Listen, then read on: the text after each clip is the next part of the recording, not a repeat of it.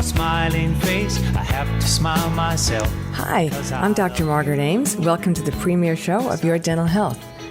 You can reach me at 261-4525. That's 631-261-4525. I'm a private practitioner in Greenlaw, Long Island.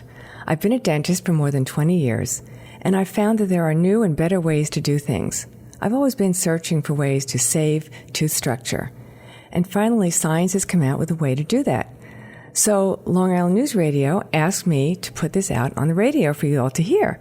Now look in your rearview mirror. If you're driving and you're at a red light, look in the rearview mirror and you'll see your smile.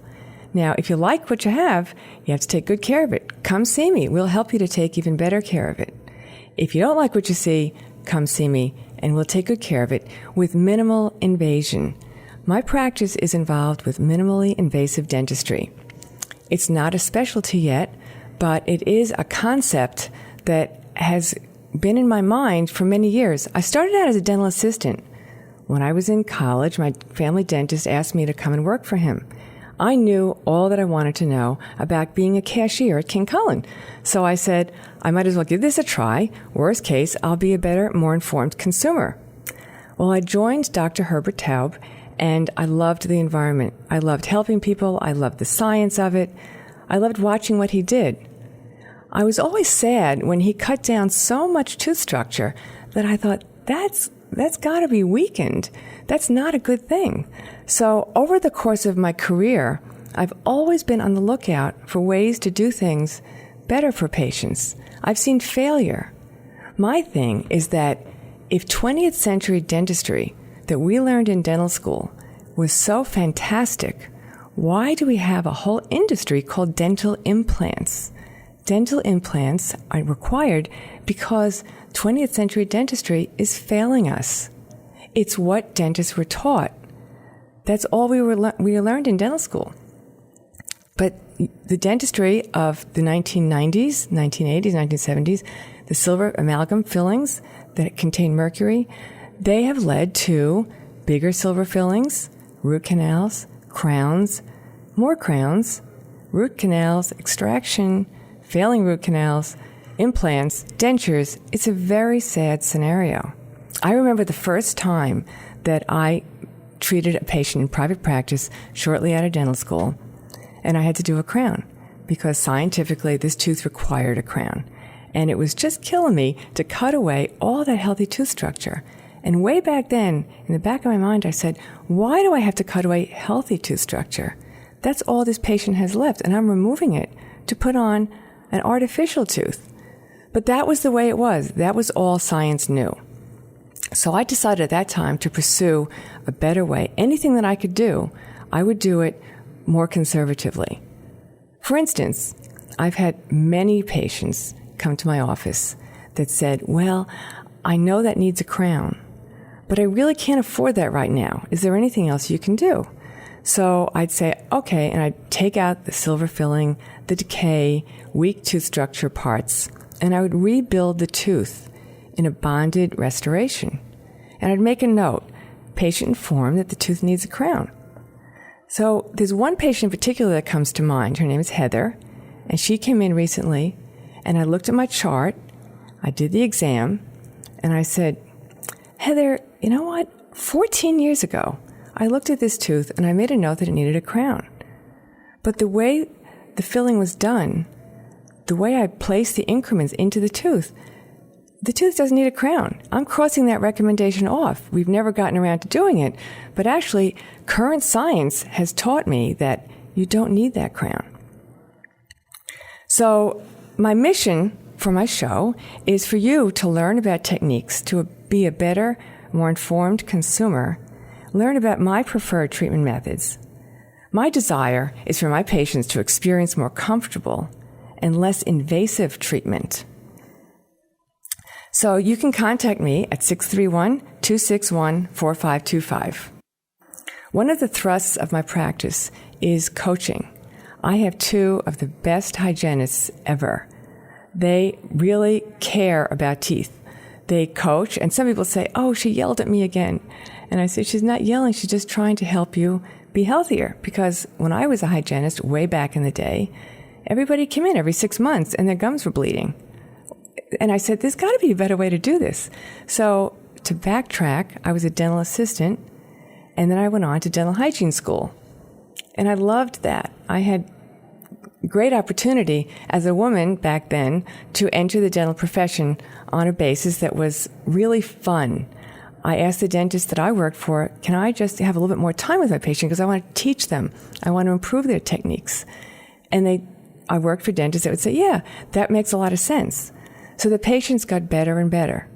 But over that time, I saw what happens to dentistry as it deteriorates over time. So I still had in the back of my mind, I can do this better.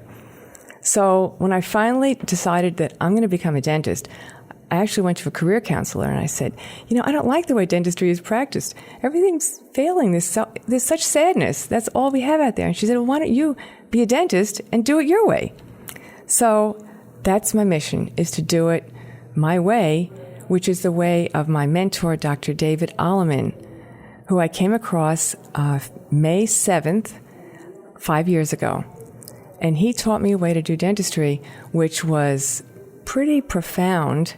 He backed it up with a lot of scientific research articles. And I said, I can't wait to get back to the office and do dentistry this way. So I took his course. I flew out to his town, took his course, and it changed my life. Because as you move on in dentistry, you say, I'm doing the same old thing and I'm seeing failures. Why is it that some new crowns end up needing a root canal? A year later, you have to make a hole in the brand new crown and do a root canal. It just was a sad situation, but it's not uncommon, I found, as I talked to my peers and to many patients.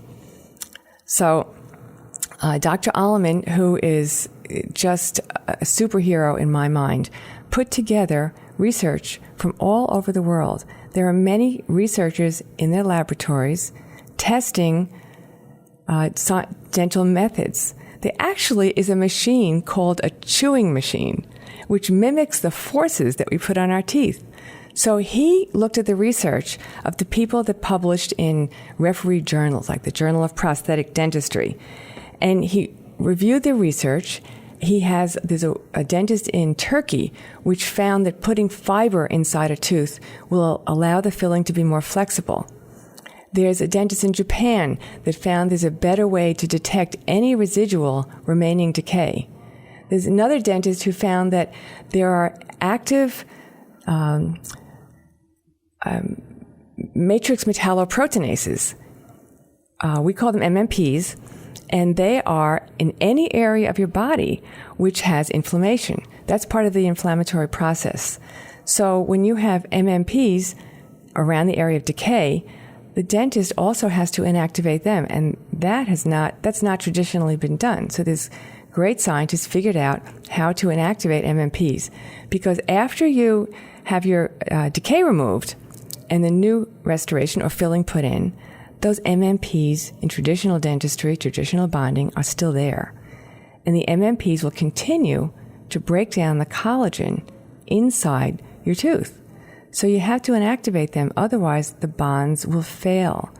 Bonds get fatigued. The average bonded restoration or filling in this country lasts 6.2 years. That, to me, is not a procedure that I would be very happy about.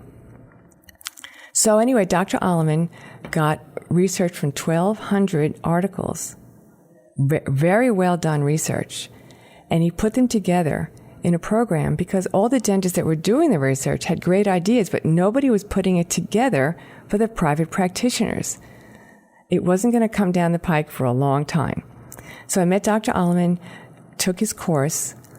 Then I had my first patient back in the office, and I said to him, John, I know you're here for a full crown today because that's what I was taught. However, it would be immoral of me not to tell you that there's a better alternative. And what I'd propose to you is that you're my first patient that I'm going to be doing this for, is that we try this because I can save more of your own tooth structure and leave your tooth more flexible. And if for any reason, because you're my first case, if it doesn't work, I will make you the full crown at my cost.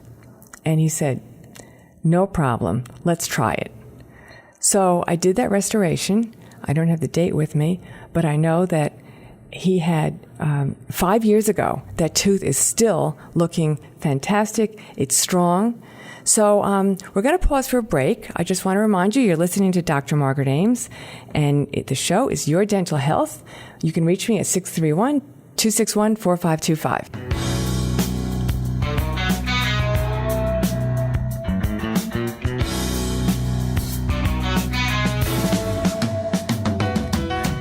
I see your smiling face, I have to smile myself because I love you.